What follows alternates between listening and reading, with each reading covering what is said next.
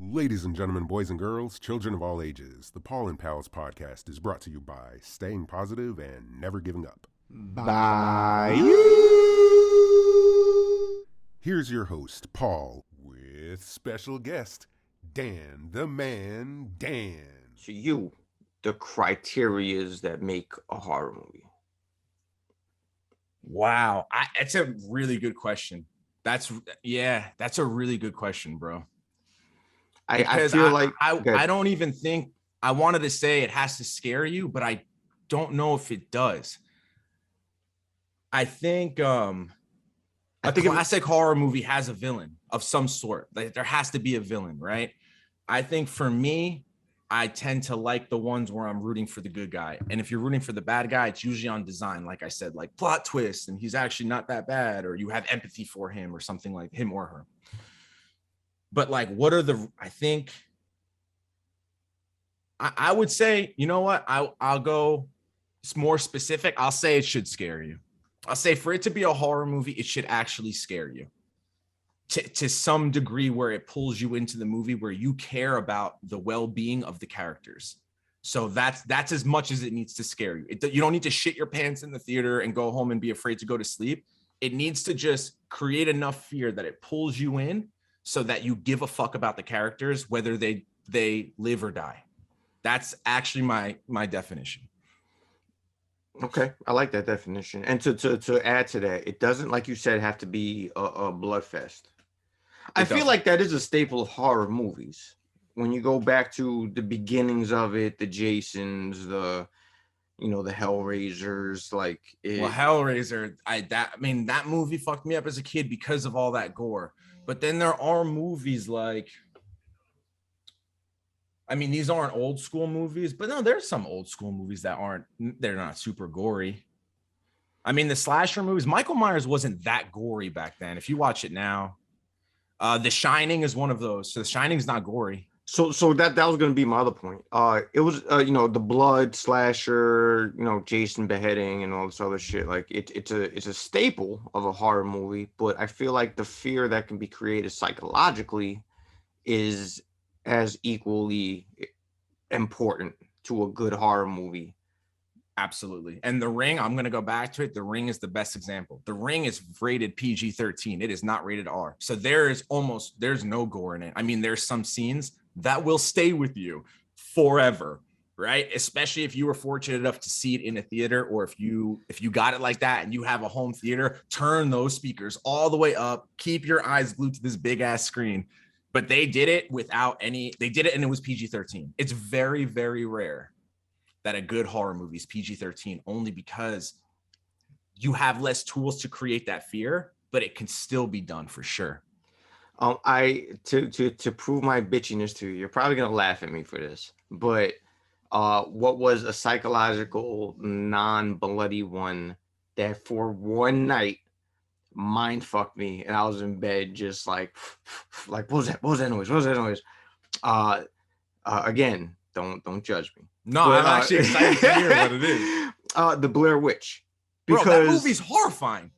Okay. I feel so much better about myself. Man, that movie. And also, nah, bro, that is not. I've heard way worse ones that people are like, this movie, and it's like, how were you scared? Like The Predator. It's like that's an action movie.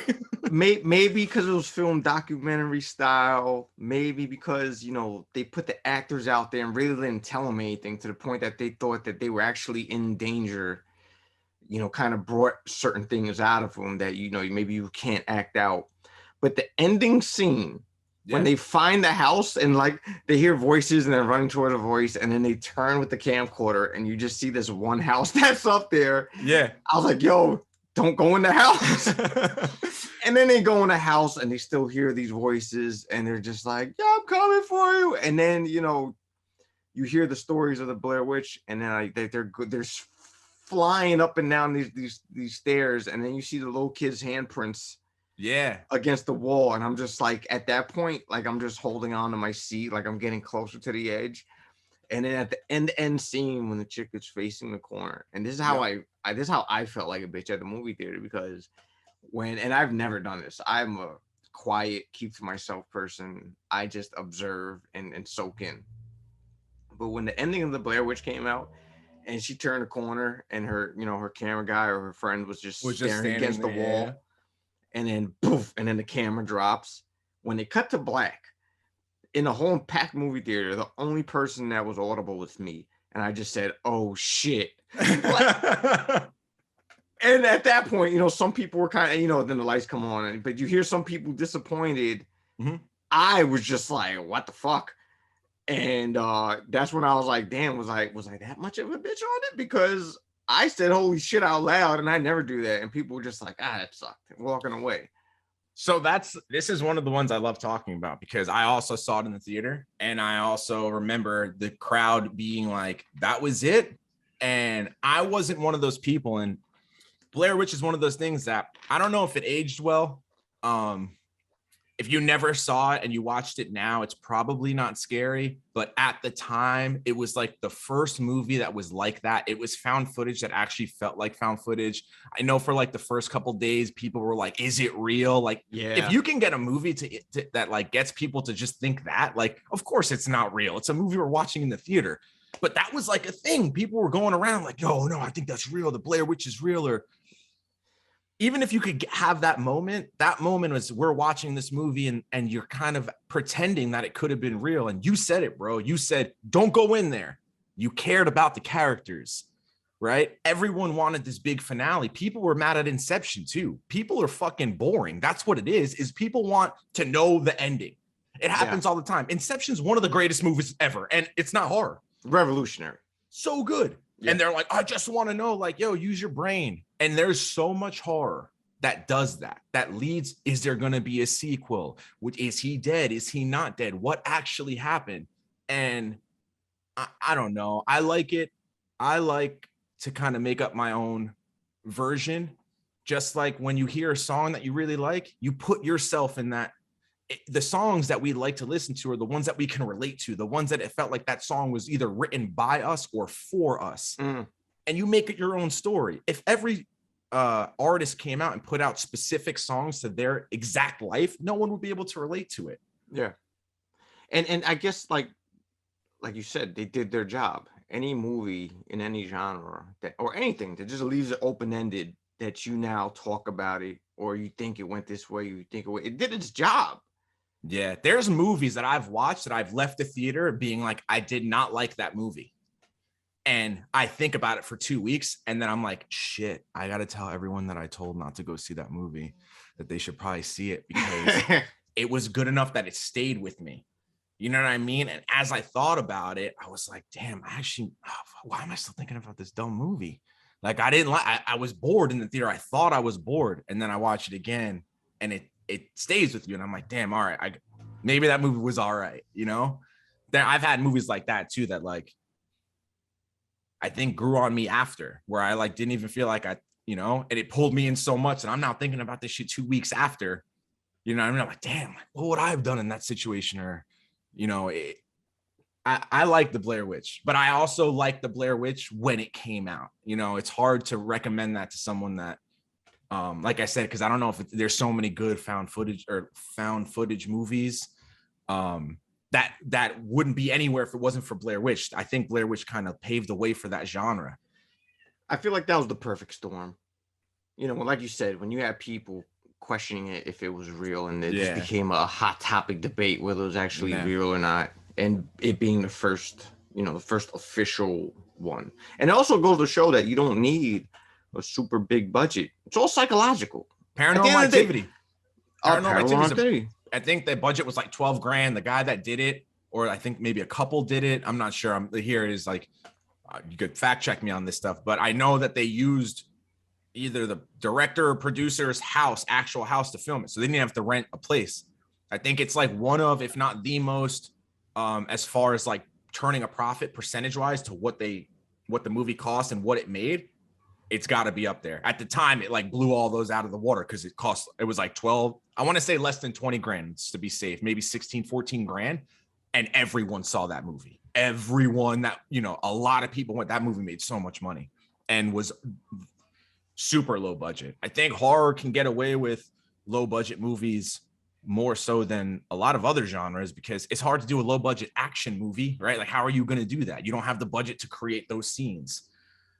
Where horror, if you do something like Paranormal Activity or Blair Witch, like that's all filmed on a camera. Like we could have done that. Yeah. And, you know what I'm saying? And again, it's more psychological. Yeah. Don't need blood. And again, I feel like, you know, that horror genre, the implied part of the violence, whether it's slasher, you know, old school Dracula, that, you know, they don't really show blood like that. But I feel like the implied violence is one of those things that make horror. But again, like if you hold somebody psychologically, you have done a magnificent job. Because Blair Witch, Paranormal Activity, there's no blood, but you're at the edge of your seat. Like, you know, you see a fucking door open and you're just like, yep. And, you know, at that point, they have you. They did their job. It's a good horror movie. If it has you, like, looking over your shoulder at your house when you get home. Leaving the lights on when you go to sleep. The horror movie did its job. Yeah. And that's what I mean. It makes you a part of the performance. And I think you said something that's super, super duper spot on correct, is sometimes the unknown is scarier than showing you something. And the reason I say that is because when I first started watching horror movies, I was way too young, like a kid, like a 5 or 6. And I just remember, you know, when no one was home, I would go to the VHS tapes that I wasn't supposed to watch, and it was all horror. It was, you know, I watched Child's Play when I was like 6 or 7, and not knowing, my mom bought me My Buddy doll, that the Child's Play doll is made. So I would go to sleep and she would come in and clean my room, and I would purposely put it like somewhere tucked away, and she'd put it in the rocking chair when she was picking up. And I'm like, wake up as like a kid and like, oh my God, Chucky's actually going to fucking murder me. Perfectly places it so staring right at you. Yeah, I would have like night terrors. It was rough. And I know I'm trying to say that horror is great, but I was exposed to it too young. But the worst part about it was, if I started a movie, bro, I had to finish it. I had to get closure that the villain died. And that's what I mean is, when we watch horror, I'm never rooting for the bad guy. So you're right. Hellraiser was one of those that we didn't even have the VHS of. It was like on HBO late, and I fell asleep. Just have to catch it. And I woke up and it was there, and I was like, oh no, I've seen this now. And it was like some dude all in chains, guts coming out. And even at that age, I was like, well, now I have to see this guy die, because he might be out there still. Like, how does this end? Like, fuck, he might be here. And you wait for that. And sometimes you don't get that resolution, but more times than not in those older movies, it kind of stayed to the same formula. Even though they'd come out, you know, you'd see Jason die, and then there'd be another not remake, a sequel or whatever. But the good guys won. Close. Yeah. So I would have to, even at that age, watch the movie, because the unknown was way scarier. Then my mind does all these things. You know what I'm saying? Yeah. All right. So you, because I'm going to say, even though you don't consider yourself one, you're more of a horror buff than I am. So for you, and you know, you love the genre as much as you do, what was your first experience? Like, what was the movie that put you on, if you that you could remember? I'm pretty sure we've all seen horror movies and we'd be like, oh shit, I did see that as a kid, but that one didn't hold. Which is the one as a kid that brought you on and just held you there? Like Nightmare on Elm Street. Perfect. Nightmare on Elm Street. And for that reason, Freddy Krueger is my favorite villain of all time. See, maybe we're not so different, you and I. Freddy Krueger. I mean, that movie still, if you want to talk about old movies that have aged well, like we said, the Blair Witch might have not aged well. The first original Nightmare on Elm Street, which I think is Johnny Depp's first movie. I mean, he's obviously in it, but I'm pretty sure it was his first movie, which is kind of cool. You get to see young Johnny Depp. Is horrifying. It is still scary. Even the parts that they have CGI, it's still scary. It is a little bit gorier. It's not focused on the gore, but there's some scenes that will stay with you. But I just think that was the best version of you're rooting for everyone except Freddy. So, and plus the backstory. Yeah, I mean, it's Freddy fucked up. Yeah, it's just fucked up. You're just like, wow, he's just a hunk of shit. Yeah. But that goes to one of the things that, going back to criteria, I feel like, and I jotted like my top 3 down, that makes like a good horror movie, or just one of those little building blocks that you can make. I feel like paranormal, like we said. I think anything involving like hell is just like, you're kicking it up a notch. But to go back to the Freddy Kruegers, the Jasons, the Michael Myers, and if there's the Hellraisers, and I want to tear them out because I feel like Freddy is the ultimate bad guy. And we can definitely talk about that in a minute. But the things that, even in the movie, if you beat it, that movie, that just can't die. Like, those things are just like, it's a never-ending chase, like, with this evil thing. And its sole purpose is just to kill you. And now for the next hour and a half, 2 hours, like, you're evading this thing. Yeah. As a kid, going back, Friday the 13th, the video game, gave me so many jump scares. And it was the cheesiest game ever. But you remember Resident Evil, bro? Remember when Resident Evil came out? Oh, that's Resident Evil. Horrifying. Is revolutionary. Yep. And it's one of those things that, remember that part that everybody played it 1,000 times, would jump 1,000 times. He turns like this. That was creepy. But by like the if you're playing it multiple times, you kind of expect like past it, the first scene, and you expect it. But the first time you see the zombie, you're like, whoa, holy shit. And then you have to, and then it gets up and you're like, whoa. They didn't kill this thing in the cutscene. I have to deal with this thing, and I have just a knife. Just gets up and start coming towards you. Yep. The part on Resident Evil, and it was such, again, like a great, zombies aside, blood aside, psychologically. I remember this one part, and it was early in the game, and everybody who played it, whether they knew it was coming or not, would still jump. You walk into this hallway. Yep.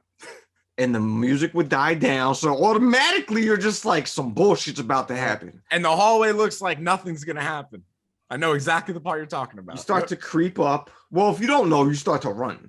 But when you know, you start to creep up and you still jump is when those zombie dogs come flying right out the window. Yep. And no matter how many times I played it, no matter how many times other people played it, when that part came, they gave a little jump. That was the game I wouldn't play unless Mike, my older brother, was in the room with me. Lights on. I couldn't. I watched you guys play it, and I used to love watching you guys play because I felt safe. And then you guys would be like, "All right, we're leaving. Dan, feel free to play." And I'd be like, "All right." And I would turn it on and be like, "Nah, I can't do this." I was I was afraid. But go back to the Jason game you were saying. I want to make sure we hit that point. Oh, jump scares. Because you go in these cabins and your mission with to find things in the cabin. So you have to go room to room. And every so often, Jason would pop out and you would turn the corner. And all of a sudden, like, there's no hesitation in the game. He just starts slashing, coming at you. And you're just like, what the fuck? As soon as you're like, and you as a kid, you're getting ready to go into this room and you're just like, do I really want to go into the room? Yeah. And then you like, hit up and then nothing. And you're like, oh, okay. And then maybe you get confident or maybe you're still like creeping in, but then you turn a corner and then boom, it's coming at you. And you're just like, oh shit. So, I think you were talking about categorizing horror. Yes. And that's why when we started, I said there's some genres that I mess with and there's some that I don't. Now I'm going to sound like I have the biggest ego and I'm like the toughest guy in the world. But I don't get scared with movies like Home Invasion, right? Like, you're going to break into my apartment. I got my dog here. You're going to hit my coffee table. It's dark. You know what I mean? Like, that honestly doesn't frighten me. I agree. You get what I'm saying? I'm not going to be like, I'm not saying that in that moment, if someone broke into my house, and I'm not saying that other people don't have that fear, right? I'm not saying if you have that fear, it's a very rational fear. Like, I'm 6'1", I'm 220. I've like fought before. I just feel capable in that moment. I don't feel capable around an exorcism or a doorway to hell or something paranormal, or Freddy Krueger can get me in my dreams, right? Like, the stuff that scares me is the stuff that you can't defend against. Is what you just said. Like, this thing's chasing you for an hour and a half and you don't even know what it could do. When they stuck The Purge and other things in the horror character, I'm like, I got a 45. I'm almost rooting for The Purge at this point, bro. Like, we might be rolling credits in like 5 minutes. This is gonna be the shortest horror movie ever. Exactly, right? Like, my dog barks, guy breaks in, trips over coffee table, I throw him out, right? Movie's over. And I'm not, again, I'm not saying that it's not a fear to have. It's just not a fear that I have. I'm afraid of a lot of things, right? That's why I love horror, because I want to be afraid. But the stuff that like I love is like anything to do with in the woods, because I'm always in the woods. Yeah. I rent cabins all the time with my pup, right? So like I'm like, that scares the hell out of me because I'm in the middle of nowhere. The environment, the atmosphere. Yeah. Mm-hmm. Anything culty, anything like, you know, like in the woods. So that's Blair Witch, or anything like paranormal will, and a lot of that stuff is religious, right? But anything paranormal where it's like something that like people wouldn't believe me even if I told them, like, you know, bro, I'm telling you, I got a spirit. And they're like, like people think I was crazy. So you know what? I think I'm going to change this talking to you, because it reminds me of when we went camping that one time, which was amazing. I would love to do that again, bro. Fun. So much fun. You know, I want to say psychological trumps the bloodiness of it all. Because again, you could be out in the woods, or you could rent a cabin and it's just pitch black at night and you hear something. And all of a sudden you're on a heightened sense of urgency. It's the psychological thing, I think, now to me trumps the of course. I mean, think about it this way, right? Think about it this way. It was me, you, Mike, and Justin. If a banshee demon fucking red eye wing having creature came out, we would all shit our pants. Mm-hmm. If a person came out, come on. And we're not tough guys, but we'd be like, yo, but bro, do yourself a favor, go down to that tent over there. Maybe they'll buy what you're selling. Yeah, that's what I'm saying. But right? This movie ain't gonna end up well for you. If it was someone trying to terrorize us, it's like, no, I will fight. Like my life depends on it. But like, if it's something like I can't explain, like, what do you can't do anything. You can't do anything. That unexplainable. And that's why Nightmare on Elm Street it stuck with me, because when does Freddy get you? When you are the most vulnerable, when you cannot protect yourself in your dreams.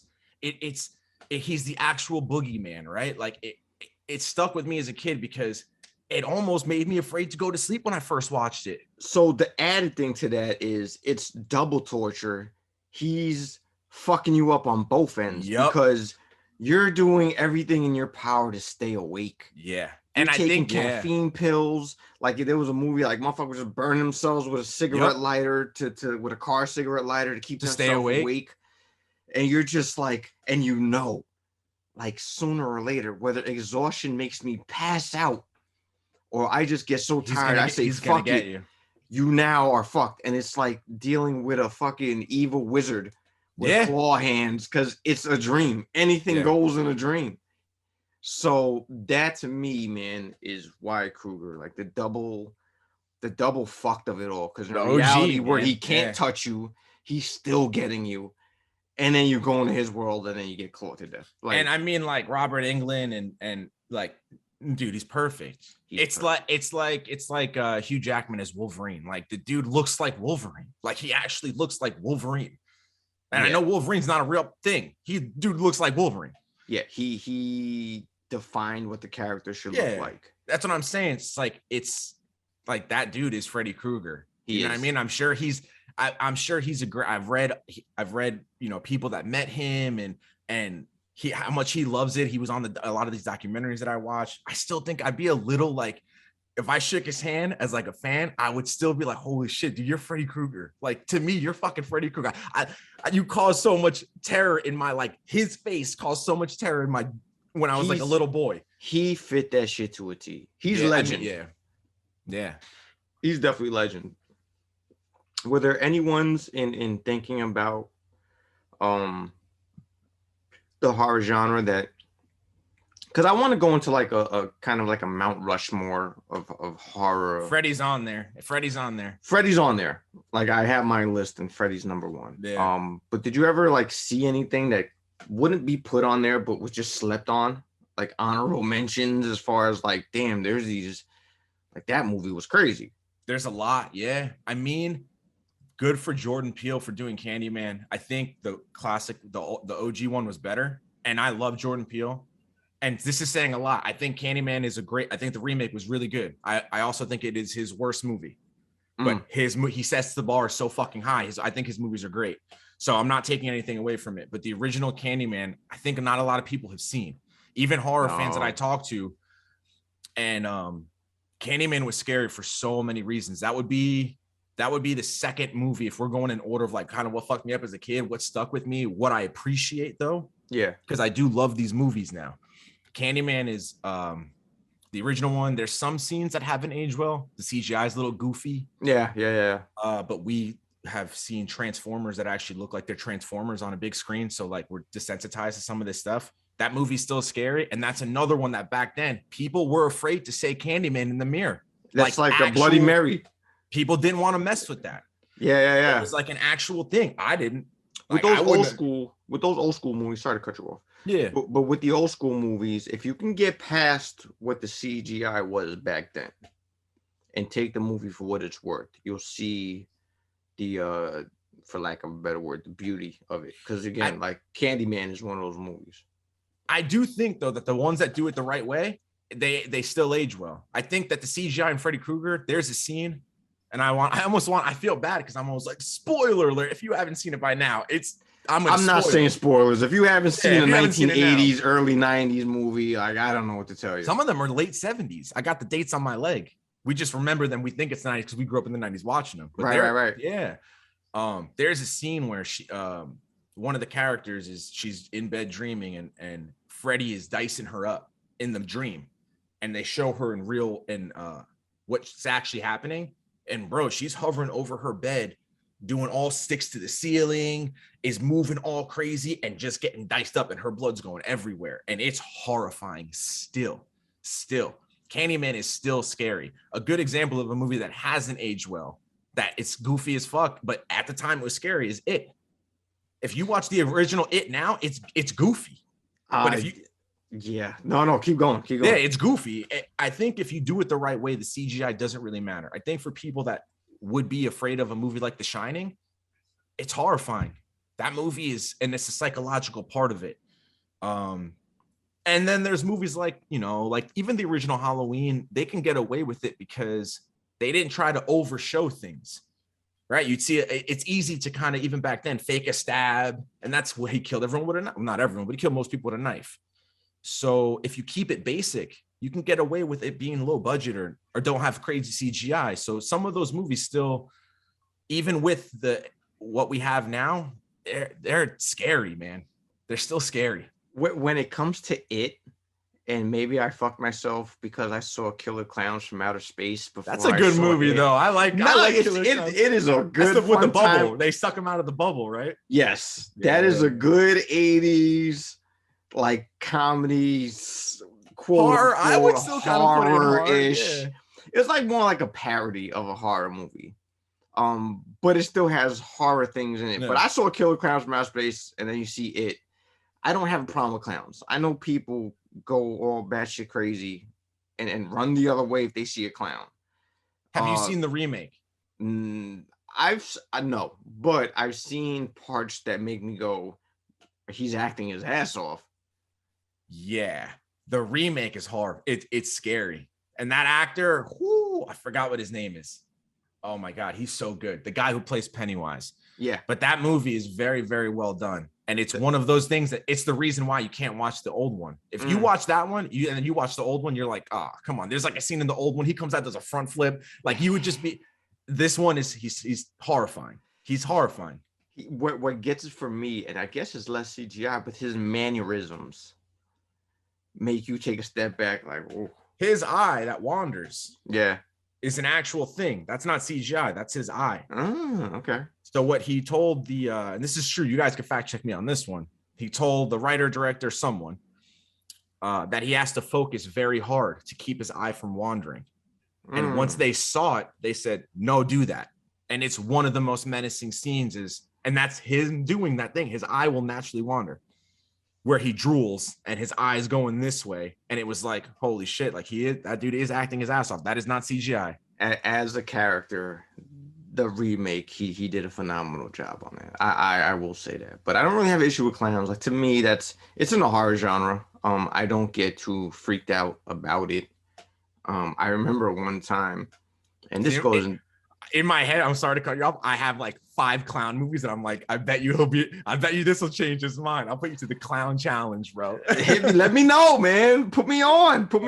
I got it. After this, I'm gonna send you. I'm not pumping my chest out saying I will fuck a evil clown up. I'm just saying it doesn't have the same, and I guess it goes back to psychological. Yeah. You know, I see it and it's a clown, and I understand there's other things that go with the character that make it that, but psychologically it doesn't fuck with me like other movies do.